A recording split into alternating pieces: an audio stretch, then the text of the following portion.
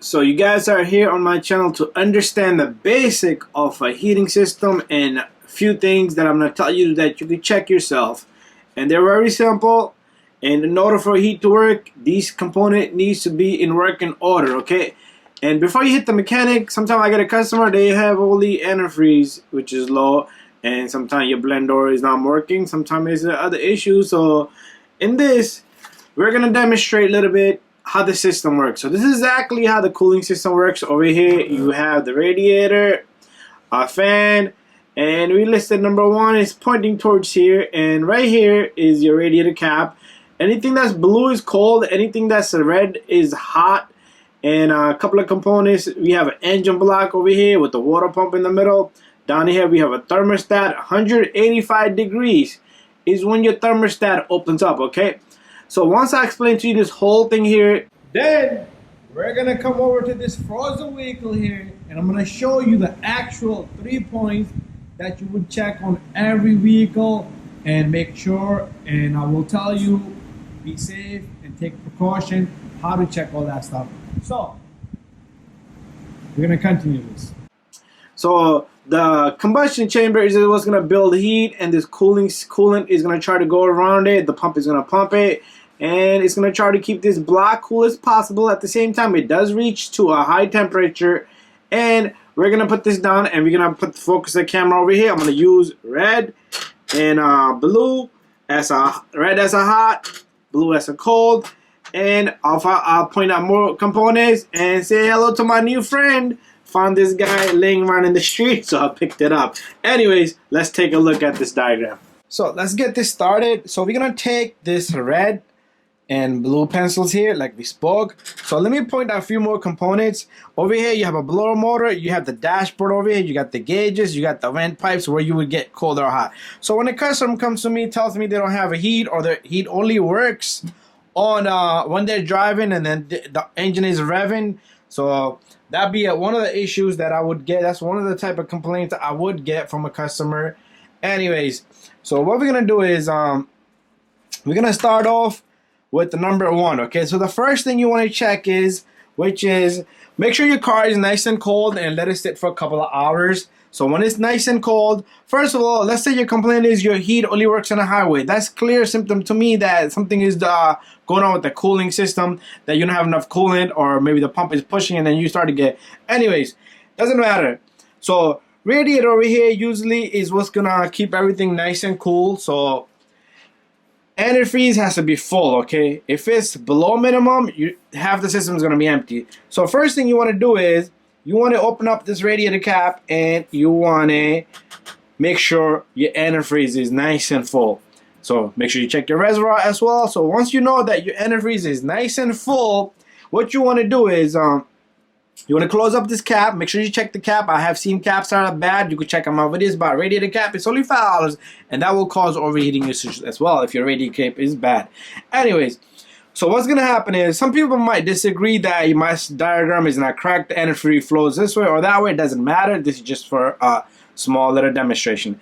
So your cold antifreeze, which is blue, is going to travel this way, okay, from the radiator, and it's going to enter the block. Here's the block chamber. This is the piston. This is where all the firing, all the fuel is getting burned. So it's going to enter, okay. We're going to switch over to our red pencil here. And as the block gets hot, so when you start in your car in the morning, it's going to be nice cold. So that's why it takes about a good 10, 15 minutes for everything to heat up. So the antifreeze is going to heat up in here, okay? This whole consumption chamber here, I'm sorry, is going to cause the antifreeze to get hot, okay? So the only way for the antifreeze to cool off is either your engine's going to shut off. It's going to take a good hour or 2 hours for it to cool off. But other than that, there's a thermostat here, okay, which opens at around 185 degrees, okay?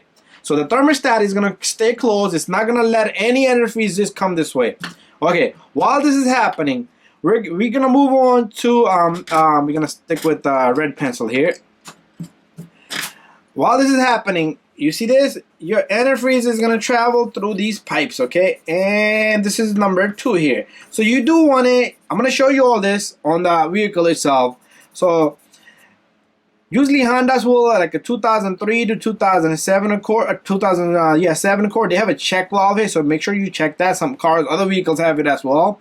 So that check valve opens and closes. If it stays closed, sometimes the valve is bad itself, or sometimes the actuator is bad. There'll be no hot antifreeze entering in here.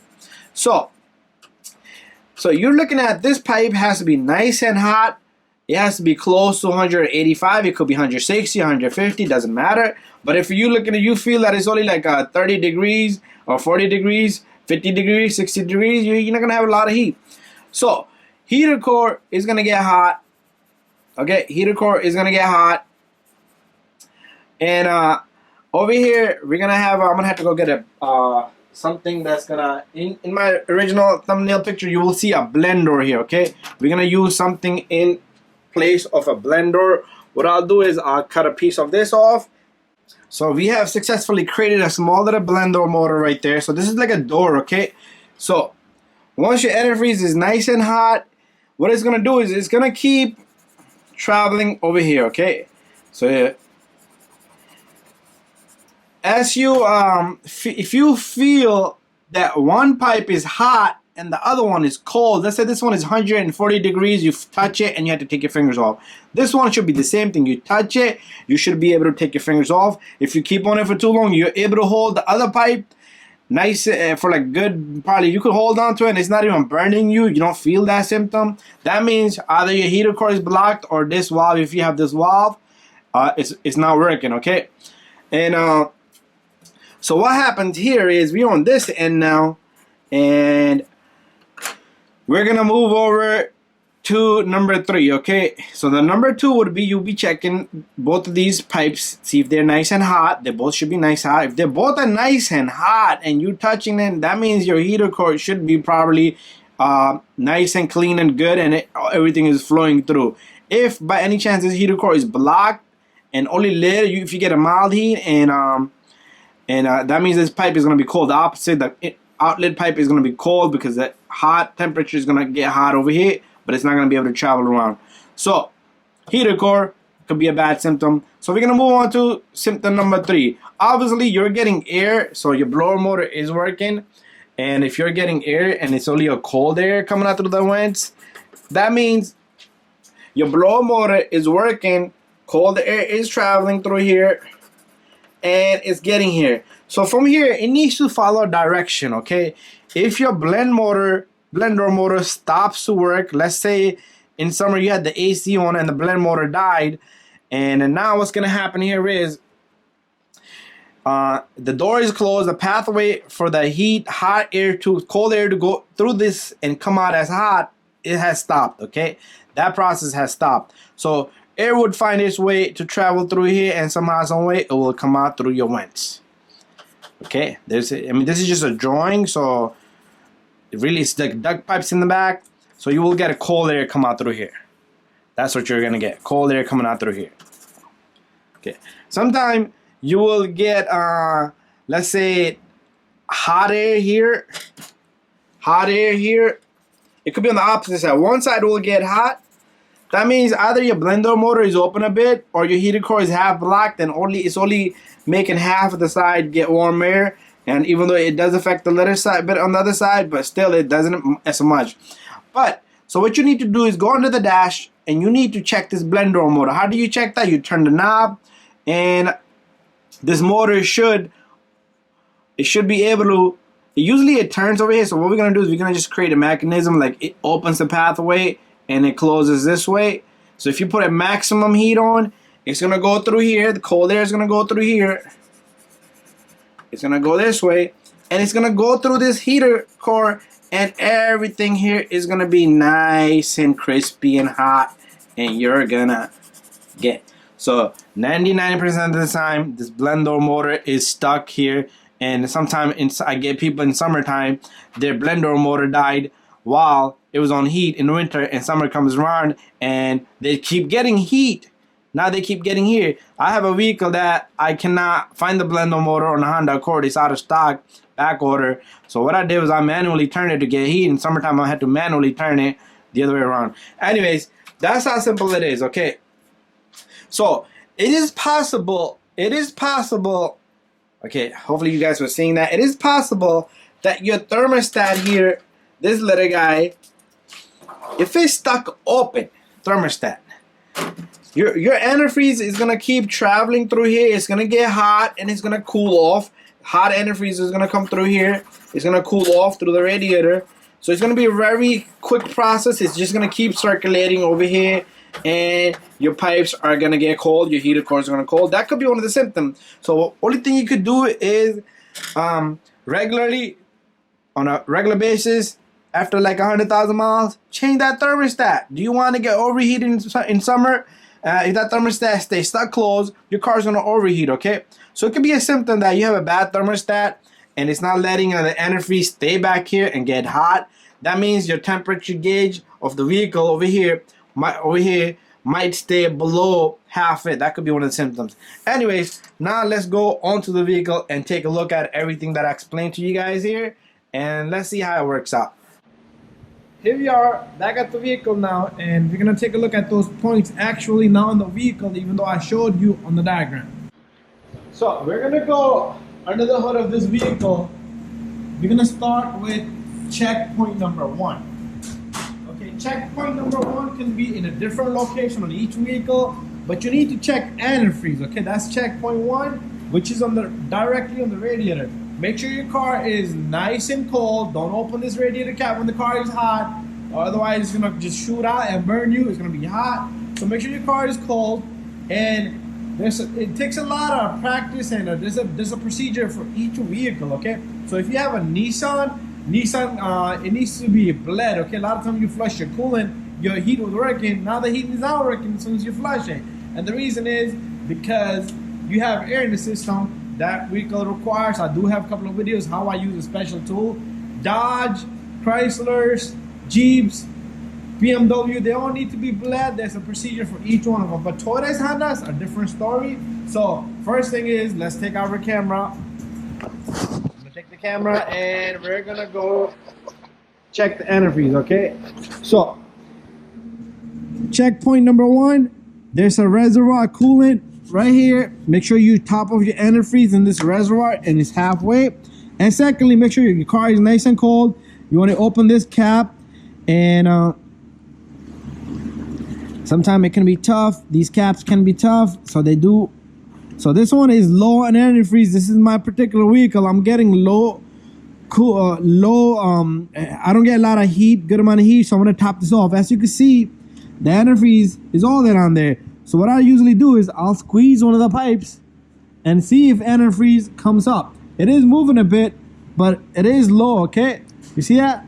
So all I'm doing is squeezing this hose. You can squeeze either one. Okay,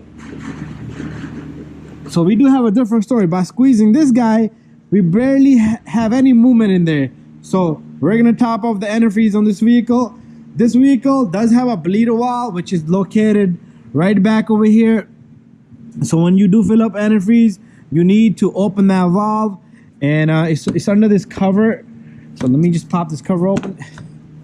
So if you have a Toyota Sienna, this would be a good time to understand that little valve right there is, it releases air from the system. So usually what I do is, I'm gonna take care of this in a bit, but I just want to show you guys to top of the antifreeze. I went and got a proper antifreeze for this vehicle, and we're gonna fill this guy up. It's not gonna take a lot, but I do need to bleed it. But you see how antifreeze, you can see right to the neck of this.